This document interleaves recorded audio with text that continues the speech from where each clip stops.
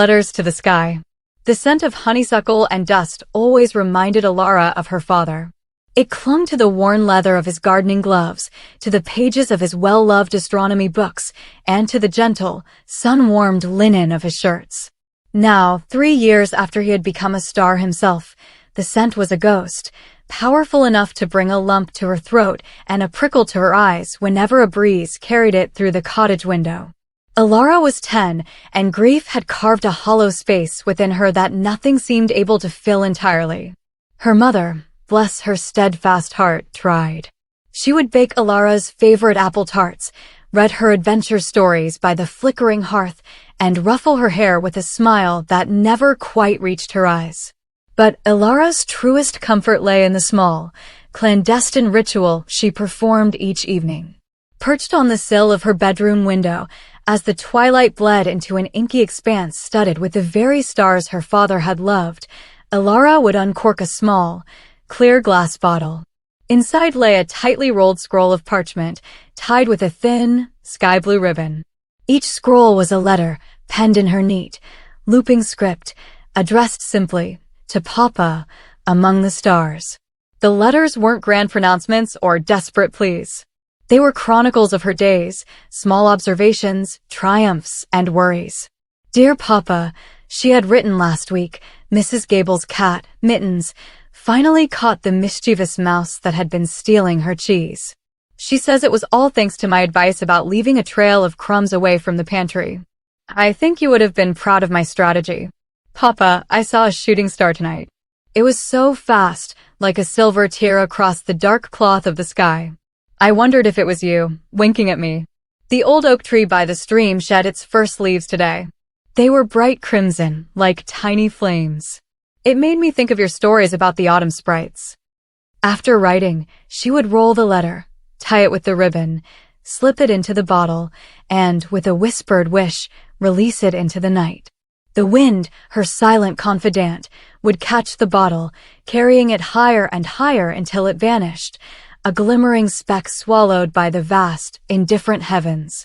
She never expected a reply. How could she? Her father was gone, as irrevocably as the setting sun.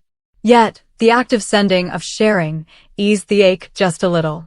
One blustery autumn evening, as Alara prepared her daily offering, the wind, usually a gentle courier, turned wild. It howled around the cottage, rattling the window panes and snatching at the eaves. Alara clutched her bottle, hesitating. This was no night for delicate journeys to the stars. But the urgency to connect, to speak to the absent face she so desperately missed, spurred her on. With a deep breath, she unlatched the window and released the bottle. The wind, a greedy beast, snatched it immediately, whipping it away into the tumultuous dark. She watched until her eyes watered from the gale, then sighed and climbed into bed, the familiar emptiness echoing in the quiet room. The next morning, the world was strangely still. The wind had died down, leaving behind a crisp, clean air and a scattering of fallen leaves. Alara woke with a heavy heart, the memory of the previous night's fierce gale making her worry about her little bottle. Had it shattered against a distant tree? Was her letter lost forever? She dressed slowly, her usual morning cheer subdued. As she descended the stairs, her mother called from the kitchen, Alara, "Dear, could you fetch the kindling from the woodpile? The fire's almost out." "Yes, Mama," she mumbled, pushing aside a stray curl. Stepping out the back door, Alara braced herself against the cool morning air. Her gaze, as always, drifted upwards, scanning the remnants of the night sky, still faintly bruised with pre-dawn purple. Her eyes then dropped to the ground, searching for any sign of her lost message. That's when she saw it. Tangled in the thorny embrace of a wild rose bush, right by the edge of the woodpile, was a small glass bottle. But it wasn't her bottle. Hers was perfectly clear. This one had a faint, iridescent sheen, like a soap bubble catching the light. And inside, tied with a shimmering silver ribbon, was a tiny scroll of parchment. Alara's heart hammered against her ribs. She stumbled forward, her breath catching in her throat. Carefully, she extricated the bottle from the thorns. It felt warm in her hand, impossibly warm, as if it had just come from a distant sun. With trembling fingers, she pulled out the scroll.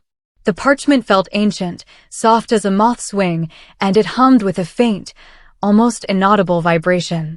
Unrolling it, she saw a script unlike her own, elegant and flowing, yet strangely familiar, like a melody half-remembered. It read, "My dearest little stargazer, the wind, a faithful messenger, brought your words to me. They weave through the silence up here, brighter than any constellation. Do not worry about the mouse, for your strategy was sound. And yes, my love, sometimes a winking star is indeed me, sending a silent hello. The oak's crimson leaves are beautiful, a promise of warmth in the coming winter. I see them too, from my high perch. The sprites still dance, though their autumn rituals are quieter now. They miss your laughter echoing through the woods. Know this, my brave girl, I am always listening. Every night, your words drift up to me, carried on the kind wind, and they are the brightest lights in my boundless sky. Keep writing, my love. Keep looking up. With all my starlight and all my heart. Your Papa." Elara reread the letter, her vision blurring with tears. Tears not of sorrow, but of an overwhelming, incandescent joy. It was him. It had to be him. The specific mention of the mouse, the oak leaves, the way he called her my dearest little stargazer, words only her father would use. And the humming warmth of the parchment, the iridescent bottle, it felt like magic. Real, tangible magic. She hugged the letter to her chest. A profound sense of connection blooming in the hollow space grief had left. The ache was still there, but now it was softened, illuminated by a gentle, steady light.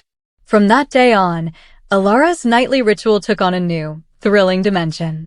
She would write her letters, now filled with even more detail, more questions, more eager observations. And almost as regularly as she sent her messages, the wind, her extraordinary accomplice, would bring her a reply. The replies were never immediate. Sometimes days, even a week, would pass between her letter and his. Each bottle was unique. One was the color of a stormy sea, containing a scroll that smelled faintly of rain. Another shimmered with the pale green of new leaves.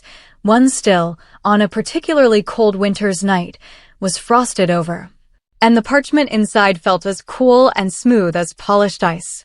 Her mother, though she saw Elara's newfound serenity, remained unaware of the magical correspondence. Elara didn't tell her. This was a secret, a precious bond forged between a daughter on Earth and a father among the stars. But her mother noticed the change in Elara. The girl hummed as she went about her chores. Her eyes held a new, sparkling depth, and her laughter, once rare, now bubbled up easily. One crisp spring morning, Elara received a particularly intriguing reply. The bottle was small and smooth, like a river stone, and the letter within was brief. "My dearest little stargazer, I see your eagerness. The spring awakens, and with it, new mysteries. There is a very old, very wise willow tree, standing sentinel by the laughter brook. Its roots run deep, not just into the earth, but into the whispers of the village. Listen to its gentle rustle. It holds echoes of kindness yet to be given. Your hands, my dear, are meant to help. Follow the echoes. Your Papa." Elara reread the last line, a shiver of anticipation running down her spine. Follow the echoes. Her father had always encouraged her curiosity, her gentle empathy. This wasn't just a letter, it was a quest. The next day, Elara found herself by the ancient willow, its weeping branches swaying gracefully over the laughter brook. She closed her eyes, listening.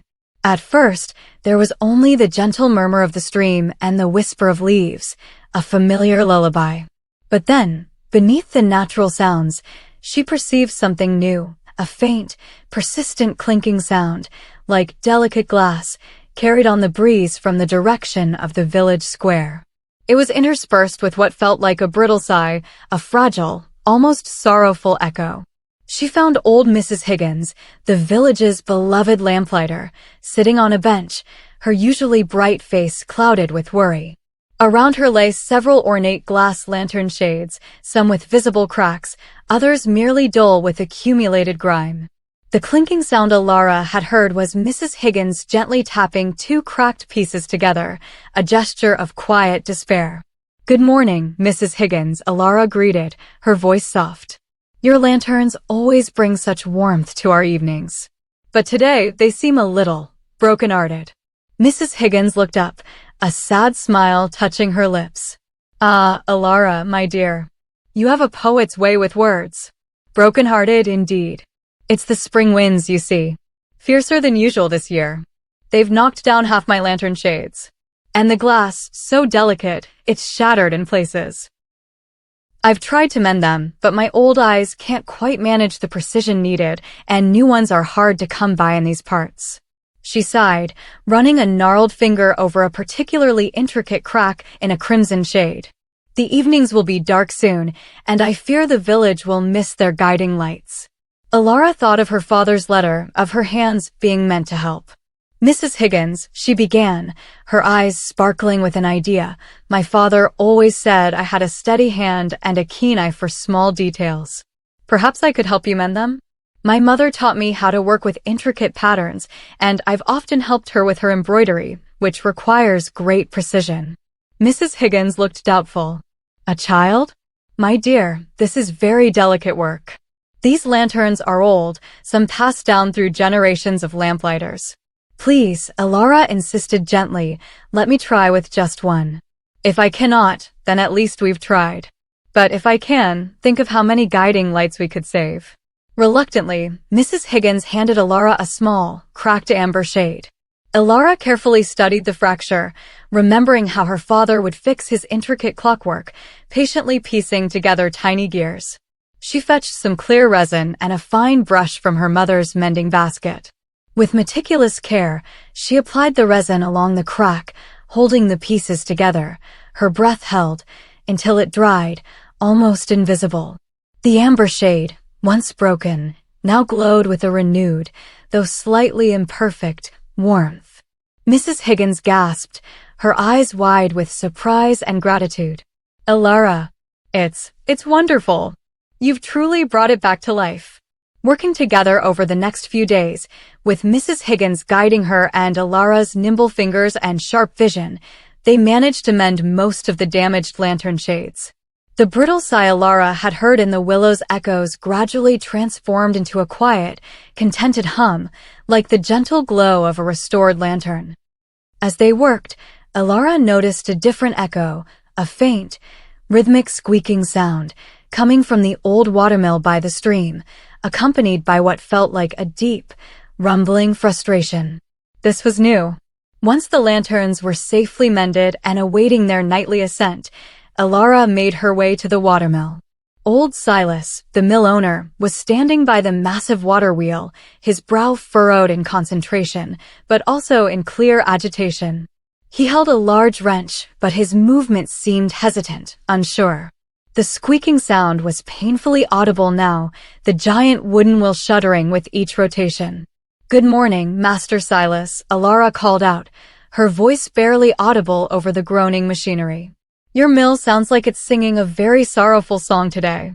Silas turned, startled, his face smudged with flour and grease. "Sorrowful indeed, little Alara. This old beast," he patted the water wheel, "is on its last legs. The main axle bearing is worn, squeaking and grinding with every turn. I've been trying to tighten it, but the bolt is stuck fast with rust, and I just can't get enough leverage.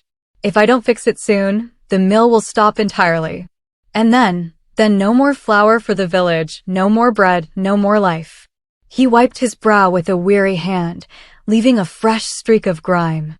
Alara remembered her father's lessons about simple mechanics, about how sometimes strength wasn't enough, but understanding the right point of pressure was key.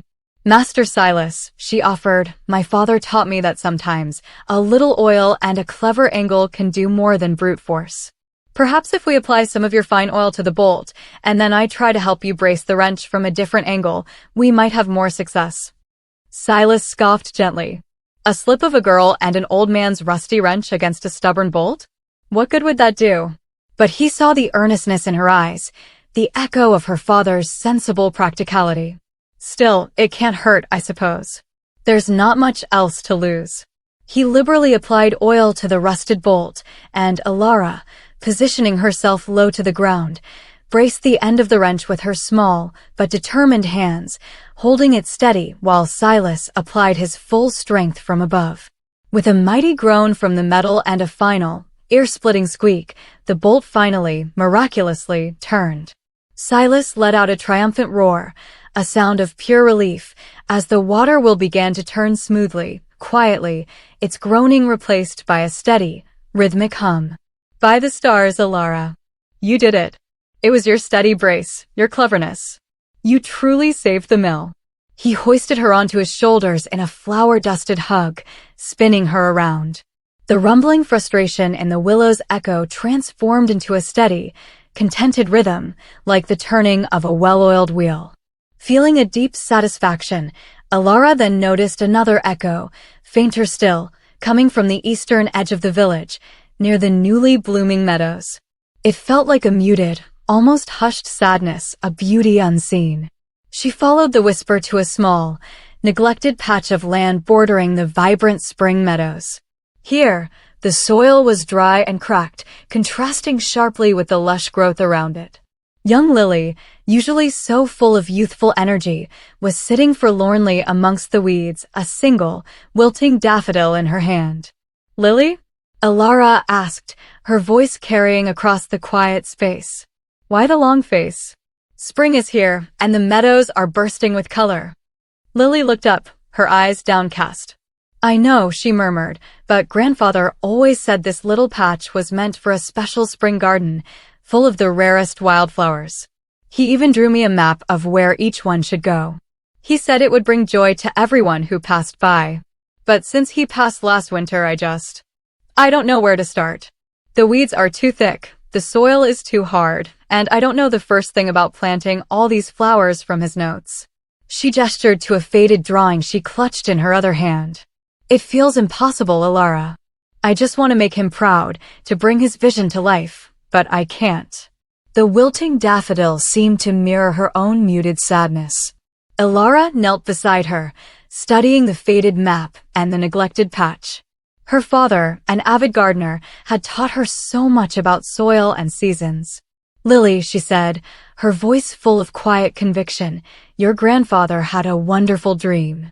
And impossible things often just need a few helping hands and a bit of his wisdom." The echoes from the willow whisper of kindness, and I believe this is where they lead now. "Show me his notes. We can work together, just as he would have wanted." And so, side by side, the two girls began to transform the neglected patch. Alara showed Lily how to loosen the stubborn soil, how to distinguish weeds from dormant bulbs, and how to prepare the ground according to her grandfather's detailed instructions. They carefully studied the faded sketches, deciphering the Latin names of rare wildflowers and their preferred spots. Alara remembered her father's patient explanations about sunlight and shade, about the needs of each delicate plant. She taught Lily how to gently coax life from the tiny seeds and fragile roots. As they worked, day after day, under the warm spring sun, the muted sadness in the willow's echo slowly dissolved, replaced by a sense of hopeful anticipation, a quiet song of growth and new beginnings. They planted, watered, and nurtured, imagining the vibrant tapestry that would soon emerge. By the time the first tiny shoots of the rare wildflowers began to pierce through the dark soil, a transformation had occurred, not just in the garden patch, but in Lily's spirit. Her eyes sparkled with renewed hope, and her laughter now mingled freely with Alara's as they imagined the garden in full bloom. Later that night, as the majestic moon ascended, casting its ethereal silver light upon the gently flowing Laughter Brook stream, Alara felt a deep, abiding, and quiet joy. She wrote another letter to her father, not of sorrow, but of gratitude and wonder. She told him about Mrs. Higgins, Silas, and Lily, about the echoes and the true magic she had discovered. She knew, with an unshakable certainty, that her words would reach him, and that his silent reply, carried by the faithful wind, would continue to guide her, a loving whisper from the stars, helping her paint her beloved village's vibrant canvas with brighter, infinitely happier hues, enriching the lives of everyone around her, including her own, in a cycle of kindness that echoed with the gentle heart of the old willow. The hollow space within her was now filled, not by the absence of grief, but by the overflowing presence of love and connection, a light as constant and reassuring as the stars themselves. If you enjoyed this story, subscribe the channel and like the video. Thank you.